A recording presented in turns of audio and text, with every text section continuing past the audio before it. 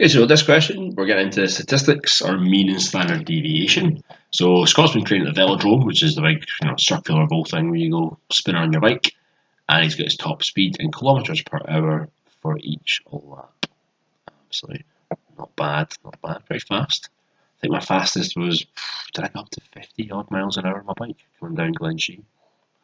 So yeah, I was going downhill though. It's not pretty impressive on the velodrome. But anyway, sorry, I digress. So the fancy way of saying the mean is you add up all your values and divide by how many there are.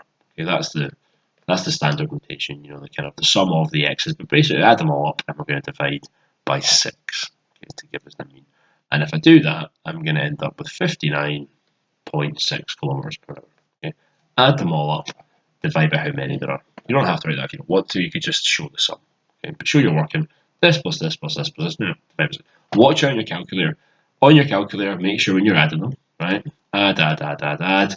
You put a little bracket round, divide by 6, because if you don't do the bracket, what happens is your calculator will just divide the last one by 6. Okay, so be very careful. Have a look at your answer and see if it makes sense.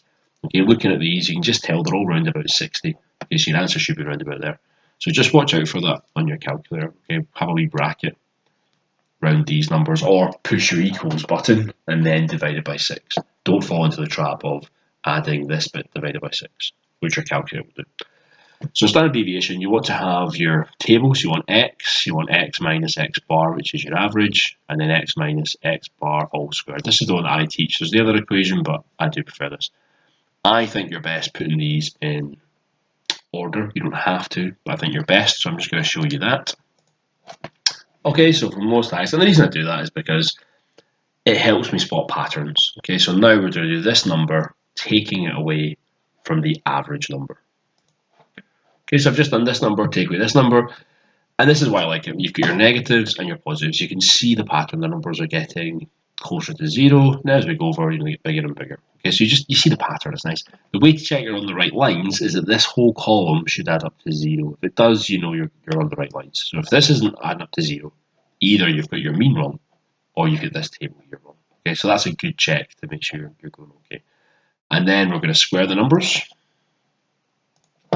Square the numbers, so they should all be positive. 2 negatives will make it positive, and then add them together for 5.82. Now you can do this with a calculator, but you actually do it with a calculator as well. Like I said before, for example, 1.3 times 1.3, that's when you square it. But let's do 13 times 13, we should know that, that's our square numbers. So one way I multiply numbers, you get a chimney sum, right, but 13 is 10 and 3. Okay, so let's do 10 times 10 is 100, there's 30, 30 and 9, so that's 169. Okay, but I've got 2 numbers after the decimal in my question, so I'm going to have 2 numbers after the decimal in my answer. Okay, so again, 16 times 16, that's 256, but there's 2 numbers after the decimal, so 2.56, etc., etc. Okay, so you can do that with a calculator. And I like this, just want to show you the little grid for multiplying as well, quite like that. And your very final one, the standard deviation is the square root of the sum of x minus x bar all squared divided by n minus 1. Okay, so that's the square root of our 5.82. This is what we spent all our time working out. And n is how many we've got. So 6 take away 1. And don't forget the square root. A lot of people do forget that. So that comes out as kind of 1.078, we'll call it. Okay. Nice one. So for this one, get your table. Right, it's just filling in the table, taking your time. Don't make any silly mistakes. Watch out for that 0. Okay. So that's the standard deviation. So this was his new bike, was it? Yeah. So let's make a wee table. The next bit is asking for comments. So first of all, we've got a new bike, and we've got, this is his old bike. Right? I've got my mean, and I've got standard deviation. So for the new bike, we said it was 59.6, so a standard deviation of that.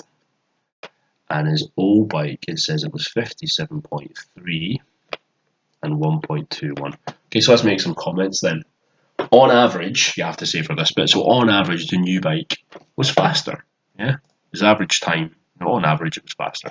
So on average, his new bike was faster as the top speed was bigger. I usually would maybe put a little, back it up by saying 59.6 is greater than 57.3.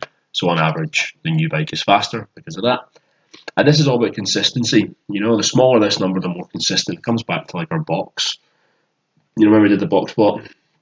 So if you've got a smaller one of these, smaller box, you're going to have a more consistent set of results. So what standard deviation is smallest? Well, that's the smallest standard deviation, so that's a very small kind of box, tightly packed group of data. So his new bike was also more consistent. Yeah. So you'd have to say on average for this one, just say his new bike was more consistent because 1.078 is less than 1.2. And just back it up with the numbers as well. All right. Good stuff. Okay, have a wee read at that. These questions also look very complicated, but in essence, what we're doing is we're just chasing after letters. Okay, we're starting with a C. We want to see what the flow of the letters is going to be, what the order of things are, and all we say is, okay, well, this is what's happening before. So if nothing happens before, that's where we start. Okay, so we have to start with C. Nothing's on before C. That's why that's there. But also F. Nothing's happening before F as well. So I'll put down F as 2. And then we just keep chasing those letters. Okay, so what had C before it? Let's get C before it was A. So there's A at 500. What had A before it? There you go, H. And that's for 2. But this one, what had F before it? E. That's another 2. Not a lot going on in this one, is there, for F and E? Just sorry, I've said F's 2, so it was 900, so not 2, 900, the wrong line there. Gonna say that's not very big. Not a very big lot of work. And E's 2, yeah. That's fine. Okay, so we should now find, hopefully for this one, that something is preceded by H and E.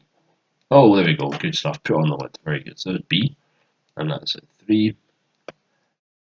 There we go. I was preceded by B.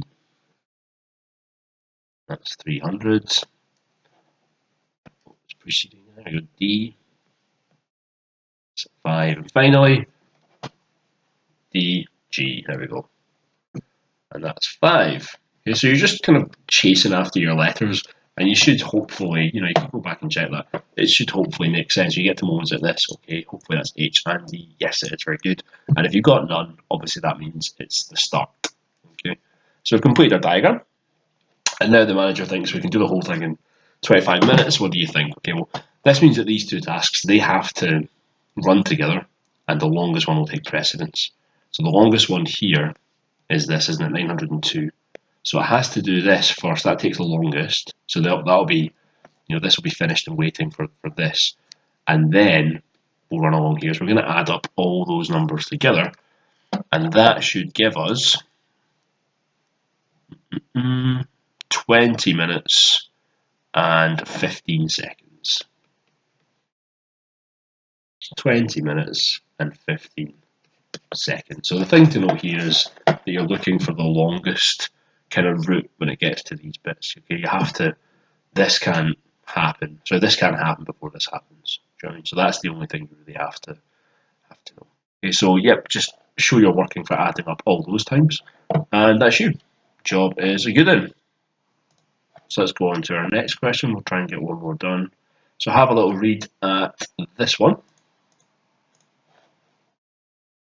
Okay, so it has to be stored this way up. So we can't turn them on their side, but we can flip them round. So really what we're saying is there's 2 ways to do this.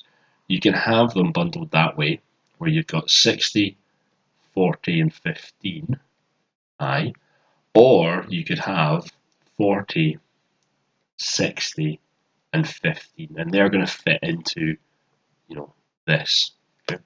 So that's our 2 different, first of all, that's 2 different ways that you can do it. We can't do anything else because they have to be stored that way up. So then we're saying how many can we get in each of these directions, and all we're doing is doing this length divided by this length, and this length divided by this length, vice versa. So let's have a look at that.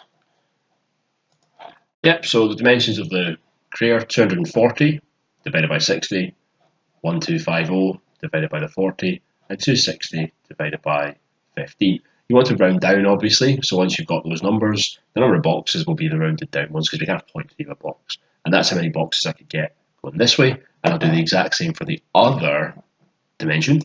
So the exact same process, just take those dimensions, divide them by their corresponding container dimensions. So this is the one that's got the most. Yeah, so two ways of doing it. You can't change the top. Hope that was helpful.